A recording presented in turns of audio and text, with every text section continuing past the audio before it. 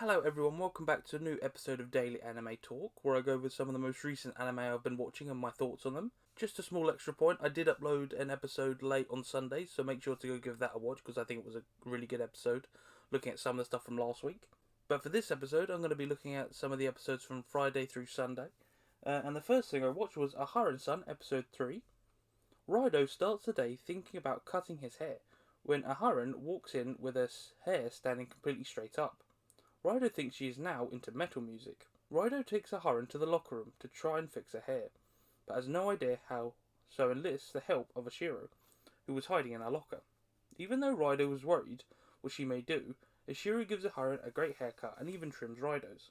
They all then have lunch together, and Ashiro, being how she is, helps Aharen with her dry hands, her lips, and even a back massage, with all the basic beauty tips. The next part of the day, they try and figure out how Aharen can get a better view of the board, but end up simply sliding her table next to Raido's. Later on, the class play baseball, with Aharen taking the win over Raido, and in the cooking class, Aharen makes a tasty meal for her whole group with some help from Raido. They end the day with a seating change, but Raido and Aharen stay next to each other, so are pleased. This was a really quaint episode. They were just doing their daily routines of Aharen does something funny at the start, and then they have their couple of classes. Aharen is very laid back, and Raido ends up trying to help her somehow, and Ashiro ends up getting involved because she's always hiding nearby, and then Raido's like, "Oh, come on then, come help," and ends up helping with the haircut and stuff. And yeah, it's just quaint little daily exercises for these two. It's nothing overly exciting or entertaining. It's just a fun little watch because they're just having a fun day at school. So I imagine that will continue for the next episodes, 4 onwards. They'll be just having fun days, and Aharen will do weird stuff with her hair, and then she'll come into school with ragged clothes like she did in the previous episode. But overall, it should be a fun watch. So I'm looking forward to more of it, really. Okay, and then the next thing I watched was Trapped in a Dating Sim, episode 3. While Leon is still looking for a wife, the relationships between the other students is ever changing. The prince and Angelica are drifting further apart, and Maria is getting close to the prince and the other 4 Otome game male characters. Maria is then revealed to be another person like Leon who isn't from the game world and is treating herself like this is her version of the story. Leon is trying his best to not stick out and stay an unimportant mob character, but at the party, when he sees Angelica challenge Maria to a duel, and after being rejected by more women, he basically says, "What the hell?" Angelica needs a champion to represent her, with Leon volunteering. He now has to fight all 5 men, including the prince, in an arena mech battle.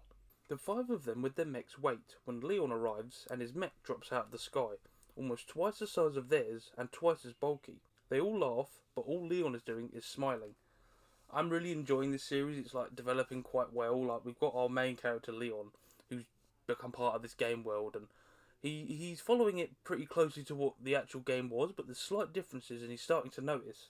Especially with this Maria character, who we now know is exactly like Leon, is actually not from the game, is most likely from the real world, and was reincarnated like he was. I'm interested to see how that develops. Are they going to get close and be friends, or are they going to become the enemies of the series? Maria's going to be like, "No, this is my story, you can't be involved." Because early on she could see, why is that mob character getting involved? So she wants no involvement from anyone, this is her story. But Leon's like, no, I want it to be just a normal story, I don't want anything to change, just keep it as it is and be peaceful life for me. So I can imagine them being quite antagonistic towards each other for the rest of the series. So especially for this next episode, Leon's had enough. He just wants to get on with it and just stop with all the fuss and just go back to normal daily life. But I think once he's defeated the princes, there's going to be a lot more attention on him, so it might change a lot more for him, but I don't think he's going to want that. But we'll have to see. I imagine the way his mech looks, he's probably going to beat the snot out of all these 5 people, so it should be quite fun to watch. So I'm looking forward to episode 4, so we'll see how it goes from there. Okay, and then the next episode I watched was In the Heart of Kunoichi Tsubaki, episode 2. This episode simply follows the girls' daily lives, and at the start of the day, their teacher sets up combat training between 2 teams. They can choose their opponents, with Tsubaki's team going up against Benny Sumomo's team. Each team has their own strategy, with Benny Sumomo's team setting up traps and waiting for Tsubaki's team. One of Benny Sumomo's teammates, Tuwata, wants Benny Sumomo to take training seriously, so asks Tsubaki to fight her one-on-one. Sazanka and Asagao capture Tawata for approaching their team, but then they also get captured in a net themselves. So Tsubaki goes up to fight Beni Sumomo. Her teammates don't know, but Beni Sumomo trains really hard, but just by herself. In the end, Tsubaki and Beni Sumomo fight to a draw. Later on, because Tsubaki has been distracted by thinking about men, Sazanka gets jealous, so skips class to go see her. Asagawa is told to bring her back, and after some mischief, Tsubaki captures them both. They end the day eating pork dinner together. This was an okay episode. We didn't really do anything extra. It was just kind of like more of the first episode, but just less character-wise. It was basically their daily lives and nothing really else. We got a slight look at the end about Tsubaki's thinking, but the rest of the episode was just like, oh yeah, just normal ninja training. Which was alright. It's nice to see them what they usually do, because the ninja training stuff can be quite cool.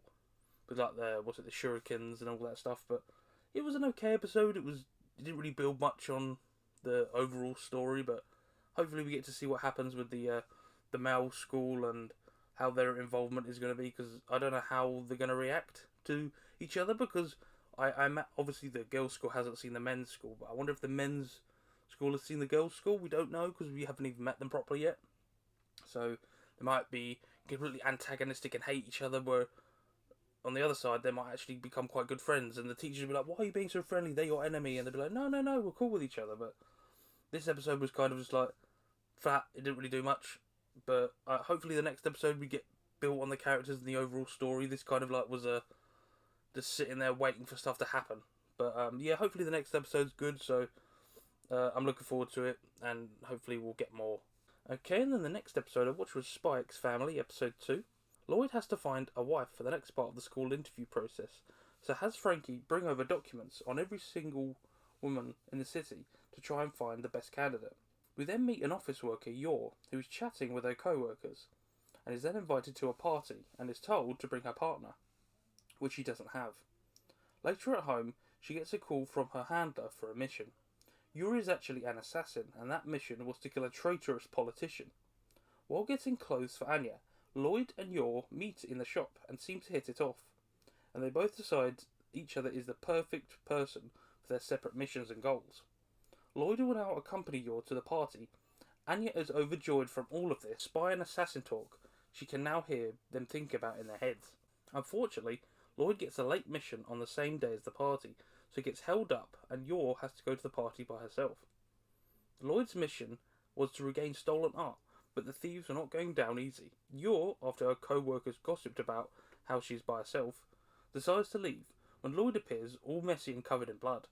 Everyone is shocked and they leave together. Lloyd and Yor are then attacked by the art thieves again, and in the heat of the moment Yor suggests they actually get married, which works great for Lloyd's mission and Yor's cover as an assassin. This was a great extension of the first episode. Like, we've got Lloyd's mission, and we've got Anya, who can obviously read minds, so she's like, wow, this is really fun and entertaining, because she loves the spy culture, she loves the cartoons. And now that there's an assassin woman involved who's going to be her mum, she's like, wow, this is so fun. It's love to see her reactions to everything, because, as it said in the episode, she's starved for entertainment, so all of this assassin talk and spy talk, she's loving it. But it's great to see the mother character, Yor, who's joining in now, so she's kind of like, Lloyd? Because she's had a rough backstory, and she's trying to look after her brother, and all she's doing is killing people that are traitors, and she thinks nothing of it, because she's doing it all for herself and her brother, to keep their happiness. So even in the party, she said she would take out everyone if it meant that she didn't have to like do anything strenuous or have to worry about things. And you can tell her personality is going to be very look after Anya, make sure her life is best, and I imagine they're going to grow a lot closer. I imagine Lloyd's going to grow closer as well, because he's never had a real family. He's always been like, from what the small flashback we saw, he's always been like alone as a child from war. So I imagine when he starts to get closer to Anya and Yor, he's going to love this family situation and might not want to go back to being a spy. So I'm looking forward to seeing what episode 3 brings. This should be quite fun. So yeah, I'm looking forward to it now. So okay, and the next episode I watched was Kaguya-sama Love is War, Season 3, Episode 2. Shirogane and Asuragi are trying to figure out why Ishigami and Ino have such a dislike for each other. Even just seeing each other annoys them, so Shirogane comes up with some ideas to get them to be civil with each other. The plans include complimenting each other, cleaning each other's ears, sharing a pocky, princess carrying, and a variety of others, each one making Shirogane feel worse as he came up with them. In the end, Oshiragi says they are only mean to each other because they actually like one another. They then instantly become civil, even if it's clearly killing them on the inside. Later on, Shirogane is invited to a karaoke party by some friends. Shinomiya then becomes terrified that Shirogane could get up to no good, so sends Hayasaka to watch over him and eventually get him out. Hayasaka gets him out, but to get back at Shinomiya, she takes Shirogane into a secluded room. Shinomiya panics and goes to see what's going on and calls Fujiwara to meet there as backup, to not raise any suspicion. Shinomiya eventually gets to the room and extracts Hayasaka, who could no longer handle Shirogane's singing. When Fujiwara hears Shirogane has been singing, she quickly leaves as well. Shirogane is left to practice his rapping, and Shinomiya and Hayasaka leave with the understanding that they are both cunning people with devious personalities. I really had a lot of fun with this episode. It's nice to see that the points from the previous season have carried over with Hayasaka when she was asked to try and lure in the president, but now she's like, oh no, you didn't give me enough time last time, I'm actually going to do it this time. And Shinomiya all panicked, and it was just fun to see her like, oh no, I shouldn't have been like that, I should have been nicer to her. And then at the end of the episode they're a bit more like reconcile with each other because they know they're both very devious people and they can try and get their way sometimes, so that was fun. We also get some callbacks to Shirogane's awful singing, to say the least, and his rapping, which Fujiwara was not too keen to hear. That was quite fun to see. We get to see a bit more of the relationship between Ino and Ishigami, and how, like, even when they're trying to be slightly nice to each other, they're still being condescending and mean. So hopefully they get a bit nicer towards each other and not so touch and go between each other, because they're very toxic is the right word, I guess. So yeah, that was fun, and it's nice to see the characters like get closer and have a better understanding, because I've watched a couple of reaction videos to these, and I can understand where they say like there's no development, they kind of stay the same, the character relationship. So it'd be nice to see them get, like, I don't know, become more friendly or get a bit closer, not be so hostile towards each other sometimes. But yeah, I'm looking forward to the rest of the season, and hopefully it continues the fun times. So yeah. Okay, then the next thing I watched is The Executioner and Her Way of Life, Episode 3. Akari and Manao are on the train towards the capital, where the church is preparing a method of eliminating Akari.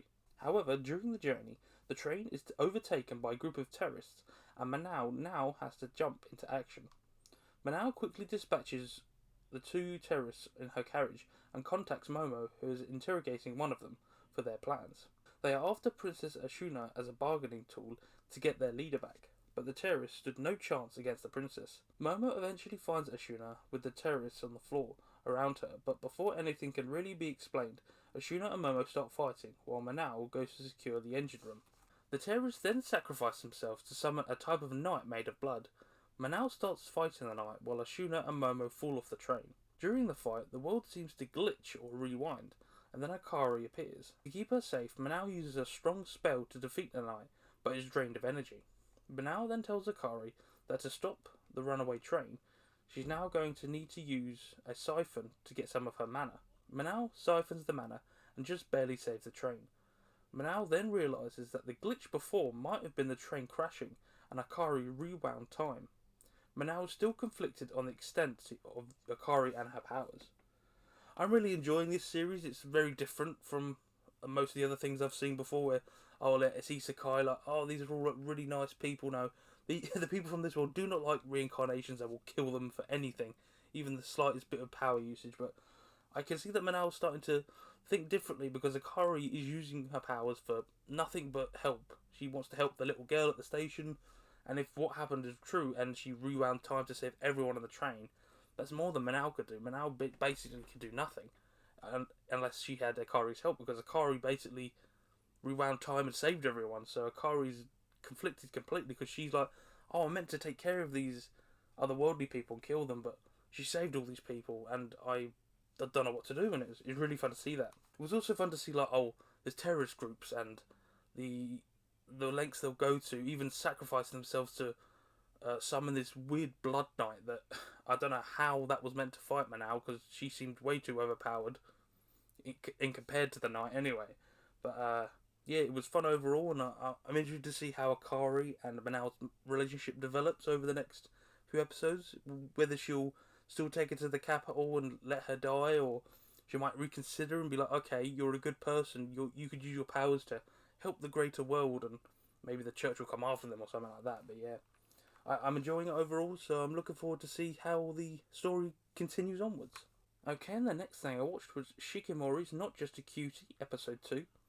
It's sports day at the school, and everyone is taking part, with Shikimori playing volleyball and Azumi playing football. Unfortunately, though, both the games are going on at the same time, so won't be able to cheer each other on. Azumi starts playing, and after multiple accidents, ends up being hit in the face with the ball. Shikimori helps take him to the infirmary, and stays for a bit. After teasing Azumi a bit, and making sure he is okay, she goes to play volleyball. Later on, Izumi and Inuzaka go to cheer on Shikimori and Nekozaki. With Izumi's support and cheering, Shikimori ends up winning the whole volleyball tournament. The next day, all the girls start treating Shikimori like a school celebrity. Through the whole day, Shikimori is kept busy with all the fans she made, so Inuzaki is the one who has to look out for Izumi, and by the end of the day is pretty beaten and bruised. At the end of the day, Izumi and Shikimori meet up, and they both say they miss each other, so end the day walking home together. This was another really sweet episode. Like, Shikimori always wants to be there for Izumi because, as the episode showed, he's very accident prone, and basically every time he goes to do something, kick the football, he falls over. He runs up to people, he gets bumped and almost falls over. He goes to look at the ball, gets the ball in the face. He goes to walk downstairs, he almost falls down the stairs. He is very accident prone, to say the least, but it's fun to see Shikimori is very supportive of him. She wants him to try, but also wants him to be careful. So it's a nice relationship they have, and it's cool to see Izumi. He wants to be able to protect Shikimori as well. And I imagine by the end of the series, like, they'll have a big moment where Izumi protects her from something, and they'll be even closer than they are now, which will be lovely to see. But yeah, like, I can imagine the rest of the series leading up to that point, Shikimori's going to be the one that's protecting him the majority of the time, which is still funny to watch. But yeah, I'm looking forward to see how it ends. Okay, and then the last thing I watched was Love After World Domination, episode 2. During one of the usual battles, Desumi and Fudo break off from the main fight to go talk. Desumi is very self-conscious, and Fudo can do nothing but assure her she is perfect. They then get interrupted by another Gelato Ranger and the media, so Desumi has to play dead. After Desumi and Fudo decide to go on a proper date, with them both excited, but Fudo is anxious about what to do. He gets some advice and comes up with a plan. Fudo meets up with Desumi and puts his date plan into action. The date includes a gym session, a run, protein bars, and talking about insects. Desumi goes to the toilet, and at the same time, Fudo's senior calls saying he probably shouldn't have just done what he wanted and considered other options. With Fudo out of sorts, Desumi returns and says she is grateful Fudo even thought about and came up with the plan. When they're about to get close, they both get a call to battle and race off. However, during the fight, they are blissfully happy and cannot fight. The last part is Desumi's cat seeing how she has changed since meeting Fudo and will get him if he upsets her. It's really fun. It's a very different kind of series. It's like, it's this action-packed series, but it's also this rom-com series that Fudo's very oblivious to the normal ways of doing things. And he's like, I'm a gym person. Let's go to the gym and go for a run and stuff. And Desumi's not your typical girl. She likes to go out and do girly things, but she doesn't mind doing all these like gym sessions, and she's just even grateful that Fudo even came up with this plan and thought about, what would she like to do, and it's just nice to see them meeting up together because it's very sweet, and they're both very innocent people. And the bit at the end with the cat, it's like, I'll protect her at any cost, so don't you upset her. That was a fun little after credits scene. So I'm looking forward to seeing how it changes. Will the Gelato team find out? Will the rest of the evil team find out? And will they have to like choose sides and stuff? It should be quite a good climax of the series, but I imagine the lead up would be more of, they meet up, they almost get caught, they have to pretend fight, which was quite funny at the start of the episode. They were like blinking at each other to say, I'm going to do this move and that one next. That was quite funny. But yeah, I can imagine the overall arc of the season will be very like, I pretend to do this, and then we'll meet up here, and then blah blah blah blah. But it should be quite fun to see, and then I imagine the climax will be them like having to choose a side. So that should be fun though. But yeah, that was everything I watched over the weekend. It was a very fun load of episodes. I didn't watch Don't Hurt Me Healer because I watched half of the episode. It would bore the hell out of me, so I think I'm going to drop that one. I'm almost up to date with the Science Love, and I'm about 2 episodes behind on One Piece, so I should be able to watch that new episode next week. But yeah, I had an overall good time watching all these episodes, so yeah, so make sure to watch the episode from that I uploaded on Sunday. I think it was a really good episode, so make sure to catch that. If you did enjoy, make sure to like and subscribe to keep up to date with all these episodes I'm uploading. Comment any suggestions below, like Tomodachi Game. I'm still debating about watching that, so if you do recommend it, do leave a comment. But yeah, until next time, I will see you later.